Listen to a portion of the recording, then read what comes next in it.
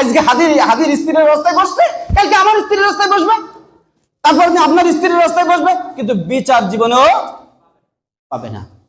আর কত রক্ত দেখতে হবে বাংলাদেশের মুসলমান, আর কত লাশ দেখতে হবে, আর কত ঘুষের রাজনীতি দেখতে হবে, আর কত লাশের রাজনীতি দেখতে হবে, আর কত সুদের রাজনীতি দেখতে হবে, আর কত মা বোন স্বামী হারা হবে, আর কত মা বোন সন্তান হারা হবে। যদি আমরা মা বোনদেরকে সন্তান হারা না করতে চাই, যদি ঘুষের রাজনীতি না দেখতে চাই, দেখেন আমি আপনাদেরকে একটা বাস্তব ধারণা দেই।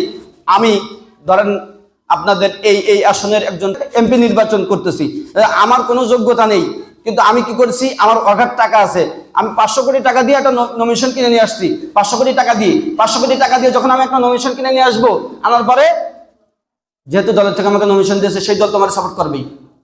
এরপরে পাবলিক যেটুকু সাপোর্ট আছে, আরো টাকা দিয়ে আমি ভোট কিনবো, কেনার পরে আমি নির্বাচিত হব, হওয়ার পরে আমি কি করবো,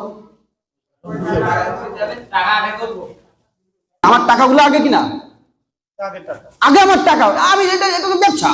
আমি 500 কোটি টাকা দিয়েছি, আমার কমপক্ষে 1000 কোটি টাকা আমার পকেটে আসতে হবে। এটা হলো বাস্তবতা। যদি এটা আমরা এখনো না বুঝি, তাহলে আবারও সেই লাশের রাজনীতি দেখতে হবে, আবারও ঘুষের রাজনীতি দেখতে হবে, আবারও সুদের রাজনীতি দেখতে হবে। এই যে বাংলাদেশের দরিদ্রতা আর জীবনে কোনোদিন ঘুষবে না। বাংলাদেশে এরকম হাদির মতো হাদির স্ত্রী, আজকে হাদির স্ত্রীর রাস্তায় বসছে, কালকে আমার স্ত্রীর রাস্তায় বসবে, তারপর আপনার স্ত্রীর রাস্তায় বসবে, কিন্তু বিচার জীবনেও পাবে না।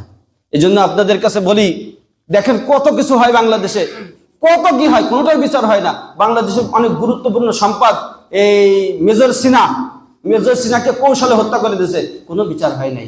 এভাবে কয়টা বলবো আমি আপনাদেরকে, পিলখানার হত্যাকাণ্ডে বাংলাদেশে অসংখ্য সেনা প্রতিনিধি, সেনা অফিসার মারা গেছে, কোনো বিচার হয় নাই। বিডিআরদেরকে অকারণে তাদেরকে কি করে দিয়েছে, বহিষ্কার করে দিয়েছে, কোনো সমাধান হয় নাই।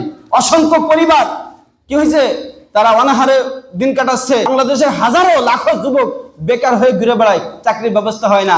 আর ওদিকে বাংলাদেশে বড় বড় পোস্ট দখল করে থাকে কারা, ভারতের দাদা বাবুরা। আল্লাহ আমাদেরকে হেফাজত করেন, দোয়া করি আল্লাহ তাআলা সবাইকে হেদায়েত দান করেন।